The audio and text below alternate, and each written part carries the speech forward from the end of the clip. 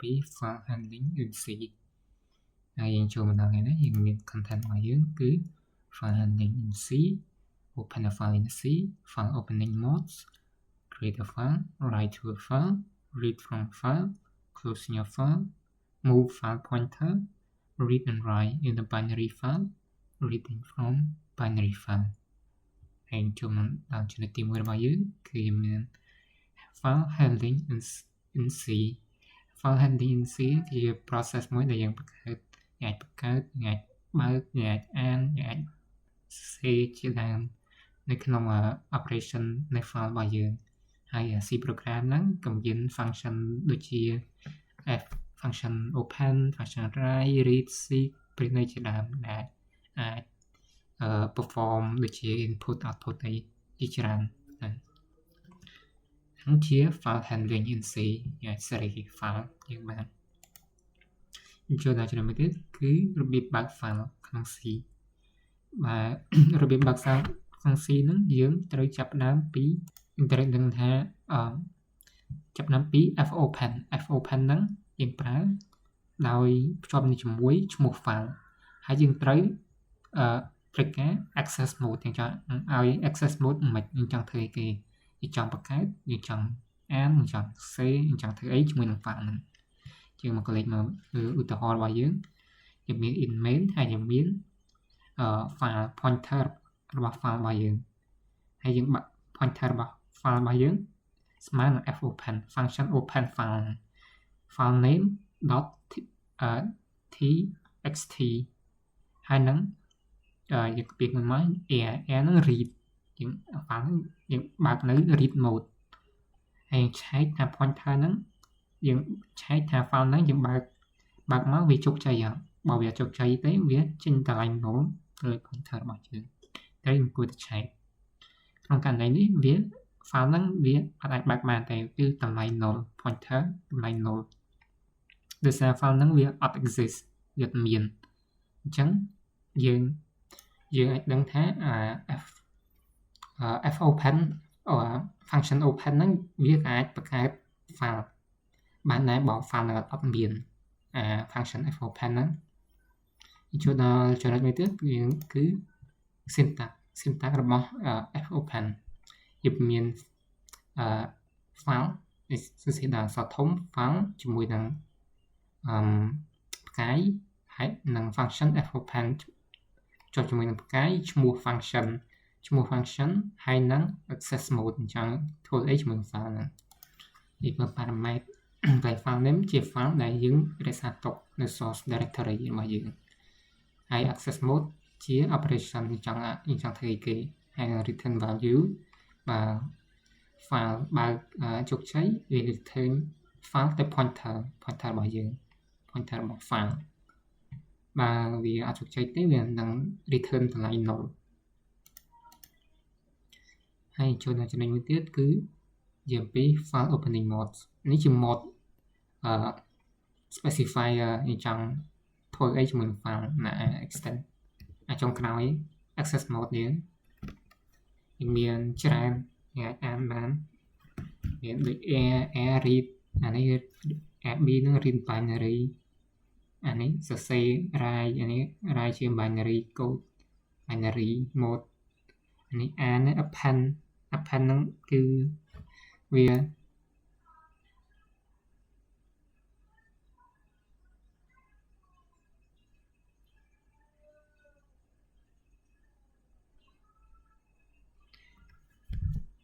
អាចថែម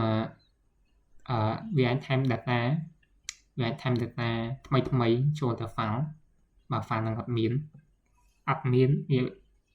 ក៏វាអាចបង្កើតបានដែរអានេះ append binary អានេះ airbook ហ្នឹង read and write អានេះread write binary w book នេះwrite read write binary write read binary append read text នេះbook b b book អាហ្នឹង append read binary ជាចំណុចមួយទៀតគឺរបៀប create file របៀប create file ហ្នឹងយើងប្រើជាមួយនឹង function open function open យើងអាចបើក file ក៏បានយើងអាច create file ក៏បានគាត់យើងត្រូវភ្ជាប់ជាមួយនឹង mode ដោយខាងក្រោមនេះក្នុងមើលឧទាហរណ៍របស់យើងបង្កើត pointer របស់ file របស់យើងប្រើ function open យើងដាក់ឈ្មោះ file text file ជា text ហើយនឹង write សរសេរ file យើងបង្កើត access mode ទាំង W បើវាជោគជ័យបើវាបរាជ័យវិញនឹង return null the file is not open បើវាជោគជ័យយើង else the file is created successfully អានេះវាយើងប្រើ access mode W វានឹង create វានឹងសរសេរ save បង្កើត file បានអាច check មិនក្នុង file របស់យើង file ថ្មីជា text file text .text 0 byte ជួយដល់ចំណុចមួយទៀតរបៀបសរសេរទៅ file របៀបសរសេរទៅ file វាមាន operation ដូចជា function ជាច្រើនក្នុងក្រោមមាន fprint put មាន fprint ហ្នឹងយើងថែម format ដូចជា text ដូចជា printf ហើយយើងថែមដូច string ទៅ file របស់យើងថែម character ទៅ file ថែមលេខហើយយើងក៏អាចថែមជា binary data ទៅ file របស់យើងបានតាម function មួយៗយើងមើលឧទាហរណ៍មួយទៀតវាមាន pointer file pointer របស់យើងdeclare data យើង say ចង់ឲ្យយើងចង់ say អីក៏បានដែរក្នុងឧទាហរណ៍នេះ say computer អញ្ចឹង bla bla bla មកយើងបង្កើត file មួយប្រើ function open បង្កើត file មួយតែមកយើង check បើ file ការបង្កើត file ហ្នឹងជោគជ័យបើជោគជ័យ file is now open វា print file is now open ហើយវានឹងយើងប្រើ function fput data string data ទៅ pointer របស់យើងទៅ file pointer របស់យើងពាក្យដូច string ដែលយើង say ណាcharacter data 50ណាទៅក្នុង pointer របស់យើងទៅក្នុង file pointer ប៉ុន្តែយើងអាច put new line ដែលយើងជាដើមហើយក្រោមនេះយើងបិទ file pointer របស់យើងប្រើ function close ណាពេលយើងមើល result the file is now open data successfully write យើង print successfully write និង print the file is now closed ពេល check មើលក្នុង file ដែលយើងបង្កើតដោយប្រើ code របស់យើងមាន character ដែលយើង say នៃ data ហ្នឹងនៅក្នុង file របស់យើងស្រាប់ហើយរបៀប say ទៅក្នុង file ជួយដល់ចំណុចមួយទៀតរបៀប អានពី file ដែលមានប្រើ function ដូចក្រោមមាន function fscan យើងអាន format user input ពី file របស់យើងអាចអានេះ string character string char និង select អានេះអានដូចតែគ្រាន់តែវាបច្ចេកពីលើកមុនបច្ចេកទៅអានេះ read អាមួយទៀត write អានេះអាន string ពី file អាន single character ពី file អានលេខពី file អាន binary data ពី file មើលឧទាហរណ៍របស់យើងមានបំភ្លេចប្រាប់យើងត្រូវ include string.h ផងពេលយើងប្រើពួក function នេះយើងចូលក្នុងរបៀបអាន file ម្ដងវាអាន file យើងបង្កើតយើង declare យើងចង់បានអាន file នេះគេអាន file ចាស់ដែលយើងបង្កើតនៅកន្លែង write to file data 50យើងបើក file នឹង file ជា access read ឈ្មោះ file ហើយនឹង access read បើជោគជ័យបើជោគជ័យបើជោគជ័យទេ null ហើយយើងប្រើ function get as string មានឈ្មោះរបស់ file មាន char 50 bit 50 byte ជាមួយនឹង function pointer របស់យើងបើវាខុសពីកន្លែង null យើង print data របស់យើង data របស់យើងមានអីខ្លះយើងសេលើកមុននេះទៅពេលយើង print មកវាចេញ gig for gigs a computer science protocol for gigs បើវា copy null តែ copy null យើង print អ្វីនៅក្នុង file របស់យើងនេះយើងបានបង្កើតនៃឧទាហរណ៍មុនបន្ទាប់មកយើងកុំភ្លេចបិទផងបិទpointer file ជួនដល់ចំណុចមួយទៀតគឺរបៀបបិទ file ប្រើ function close ហ្នឹងប្រើដើម្បីបិទ file ដែលខ្ញុំប្រើក្នុងឧទាហរណ៍មិញវាពេលយើង run operation file របស់យើងជោគជ័យហើយយើងគួរតែបិទ file ចោលដើម្បីបំបត្តិវាពី memory មាន syntax function close របស់យើងមាន function close មកកញ្ចក់ហើយក្នុងកញ្ចក់ហ្នឹងមាន pointer របស់ file យើងចំណុចមួយទៀតគឺរបៀប move file pointer ផ្លាស់ប្ដូរទីតាំង file pointer ដែលប្រើ function seek move file pointer យើងបើនិយាយឲ្យស្រួលស្ដាប់ដូចយើងមានសភៅវាចង់បើយើងអត់ប្រើ function seek ទេយើងត្រូវបើកសភៅម្ដងមួយស្លឹកត្រង់ដល់ស្លឹកដែលយើងអានតប៉ុន្តែបើយើងប្រើ function seek យើងដូចស្រាប់សូកសភៅកណាត់សូកសភៅតែយើងអានបានណាលើកមុនអាចបើកវាគ្រប់ទីកន្លែងបានតែ function seek ហ្នឹងយើងមាន syntax seek ក្នុង parameter ហ្នឹងមាន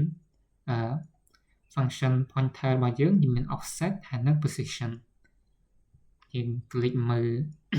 ឧទាហរណ៍យើងមានដូចលើកមុនខុសត្រង់កន្លែងយើងប្រើ function seek ហើយ function seek ហ្នឹងយើងមាន pointer ចូល file pointer របស់យើងដែលវាចុះទីតាំងនេះចុះ6